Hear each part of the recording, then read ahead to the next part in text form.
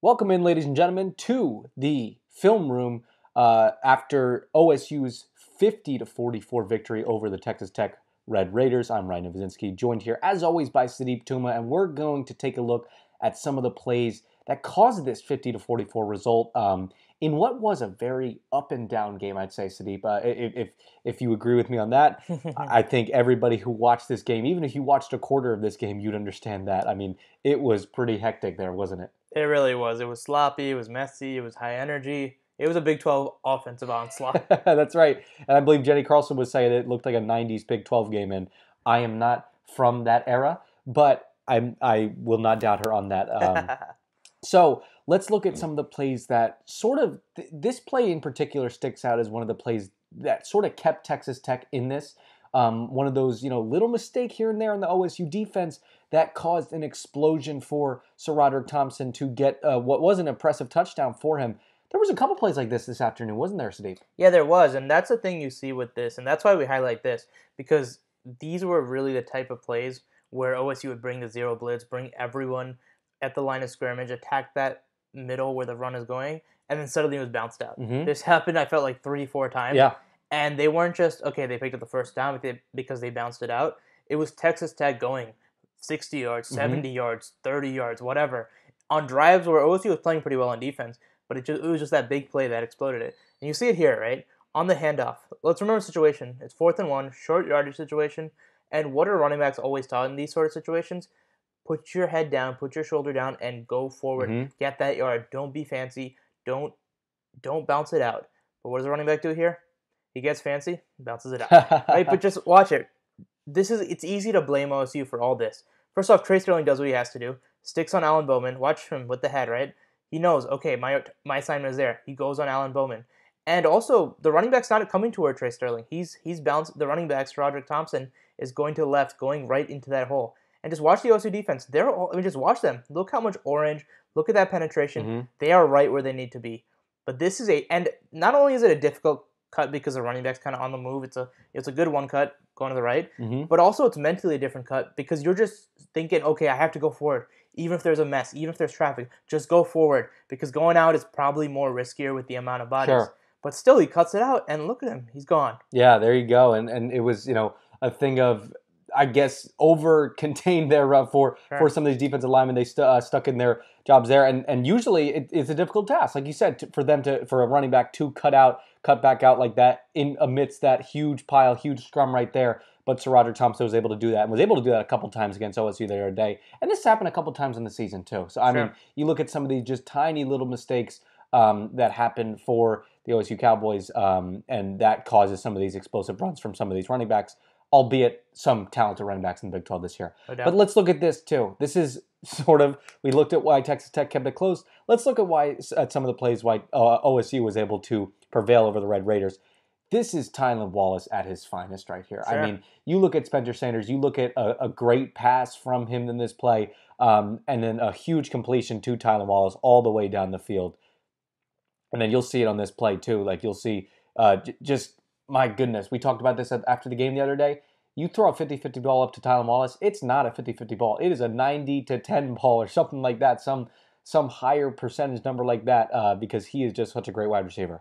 Yeah, I keep saying, right, Tylan Wallace, I'll say this until he graduates, Tylan Wallace does not cover when he's covered. Yeah. Throw it up to him because you just throw it up well to a point where only he can get it. And you'll see that here.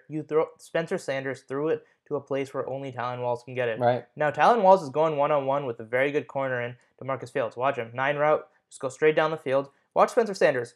This is what OSU did all game long. Mm-hmm. First off, the O-line was a lot better. But the plan was very evident. It was a short pass game, the run game. But the short pass game especially, find your reads, get your guys, get the ball out of your hands quickly, negate the pass rush for an O-line that prior to this game had been struggling mightily.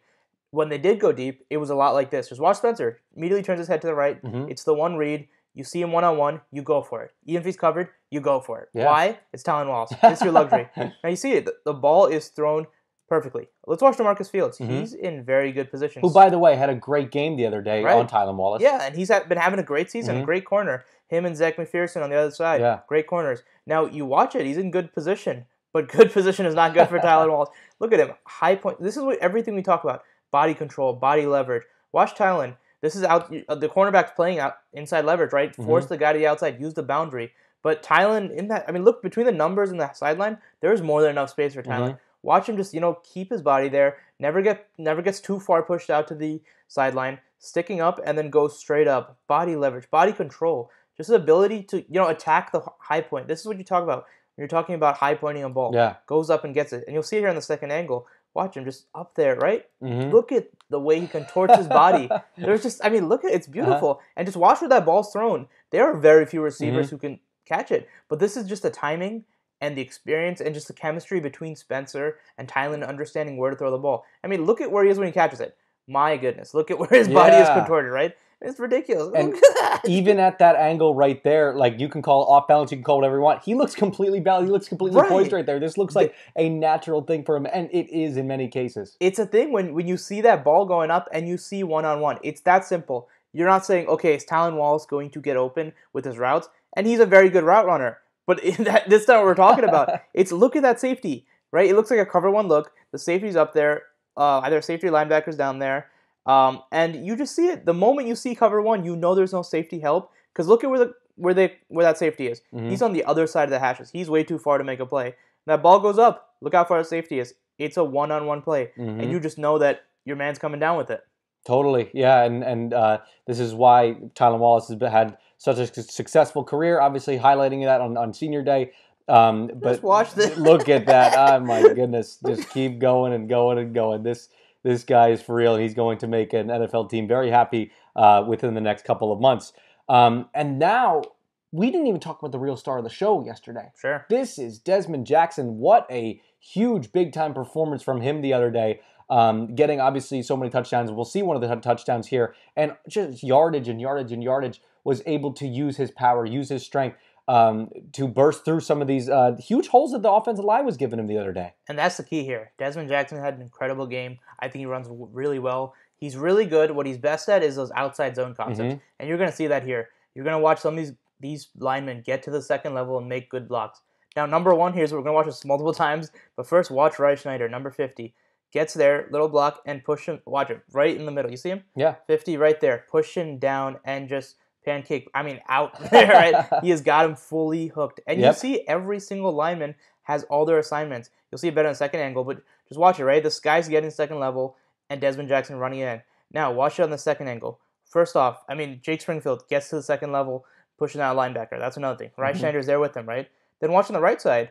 Josh Sills, who's playing the right tackle, he is right on Tony Bradford, who is who's probably their best defensive end now that Eli Howard is out. And Tony Bradford might just easily be their best run-stopping defensive lineman. And he's just out. He's just manhandled. It's to the point where Hunter Woodard has no one to block. Look at it right there. Then Preston Wilson also does a great job. On the nose tackle, Jalen Hutchings. And just watch him, right? And it's just easy. Good vision just to find. Not even good vision. I could do that. Right? Just go. You just slip through the hole and you find it. It's a very easy thing when the line is playing. Just look at this space. Look at the amount of space that is created, and Desmond Jackson can just run right through it. All the linemen sticking to their assignments right there and doing a great job. And Desmond Jackson obviously did a great job the other day for the OSU Cowboys en route to a 50-44 victory over the Texas Tech Red Raiders. That's all we have for the Film Room today, ladies and gentlemen. Thanks for tuning in, and we will see you next week with our post-game TCU Film Room coverage. Thank you.